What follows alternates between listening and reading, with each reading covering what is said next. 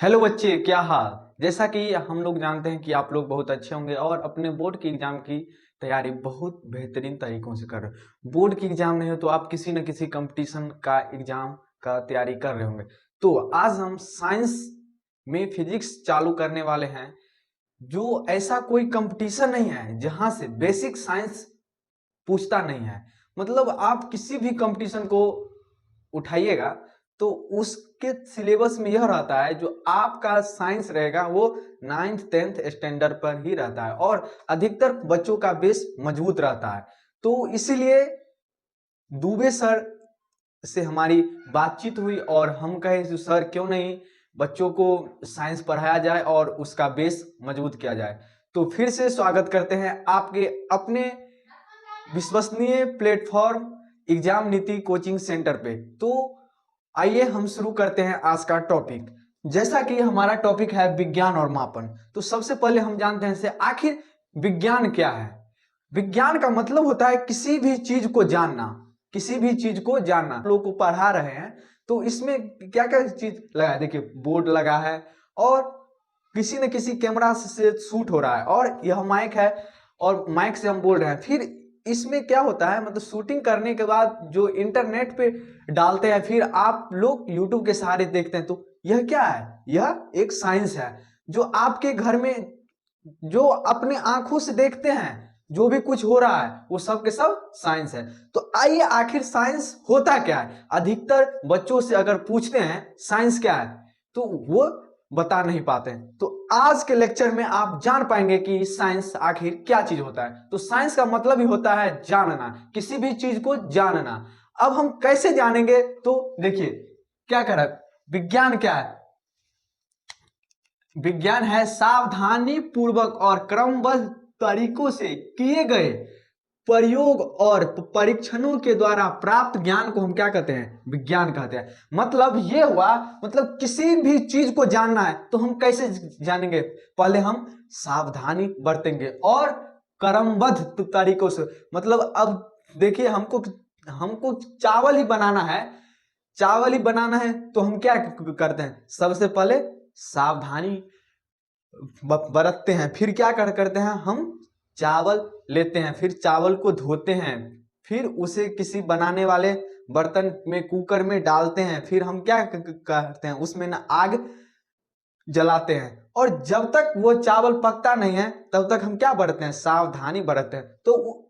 तो वही डिफिनेशन में क्या है, सावधानी पूर्वक और क्रमबद्ध तरीकों से किए गए प्रयोग और परीक्षणों द्वारा प्राप्त ज्ञान को हम क्या कहेंगे, विज्ञान कहेंगे। मतलब सिंपल शब्द में कहा जा रहा है सावधानी पूर्वक और क्रमबद्ध तरीकों से किए गए प्रयोग और परीक्षणों द्वारा प्राप्त ज्ञान को हम क्या कहेंगे, विज्ञान कहेंगे। और यही है विज्ञान का डिफिनेशन। अब देखिए विज्ञान को क्या क्या है, दो भागों में बांट दिया है। सबसे पहला है भौतिकी विज्ञान और है जीव विज्ञान। अब देखिए भौतिकी विज्ञान होता है फिजिकल साइंस, क्या होता है, फिजिकल साइंस। और जीव विज्ञान को हम बोलते हैं लाइफ साइंस। अब देखिए भौतिकी विज्ञान में क्या होता है, हम क्या करते हैं, निर्जीव वस्तुओं का अध्ययन करते हैं। और जीव विज्ञान में हम क्या करते हैं, सजीव वस्तुओं का अध्ययन करते हैं। अब आप लोग के मन में आएगा जो निर्जीव क्या होता है और सजीव क्या होता है। वैसा चीज जिसमें सांस ले सके, चल सके, उठ सके, यहां से यहां कहीं जा सके, वो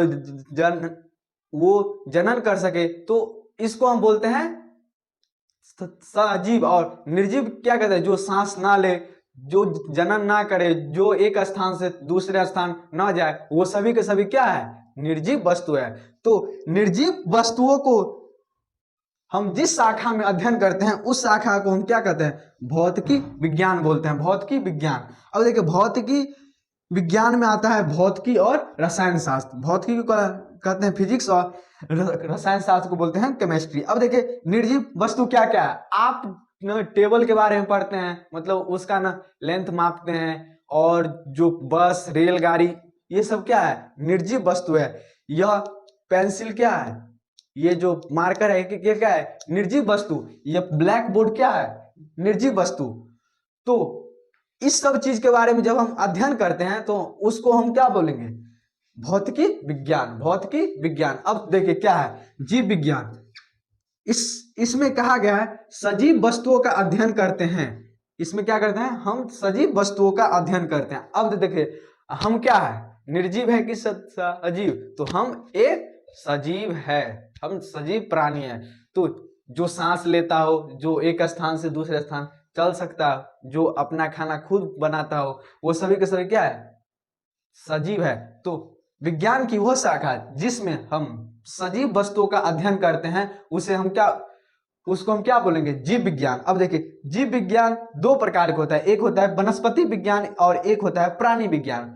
तो वनस्पति विज्ञान में हम न वन्य प्राणियों के बारे में जानते हैं, जो पेड़ कैसे खाना बनाता है, पेड़ कैसे सांस लेता है, इस सब के बारे में जो हम अध्ययन करते हैं तो वो आ जाता है वनस्पति विज्ञान। और जो प्राणी विज्ञान है, हम अपने शरीर के अंदर में जो भी कोशिका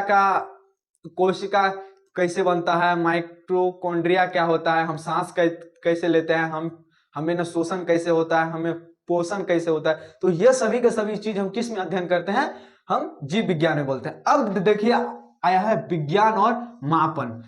अब जब हम विज्ञान का डिफिनेशन जान गए तो अब आता है मापन। अब देखिए मापन का अर्थ क्या होता है? आपका मम्मी कहा जा बेटा 5 किलो चीनी लेके आओ, तो आप जाएंगे दुकानदार के पास, तो वो आपको 5 गो दाना चीनी नहीं देगा। आप कहेंगे अंकल जी 5 चीनी हमको दीजिए, तो वो कहेगा कितना किलो चाहिए, मतलब कितना किलो चाहिए, तो आप कहेंगे 5 किलो, 1 किलो, 2 किलो।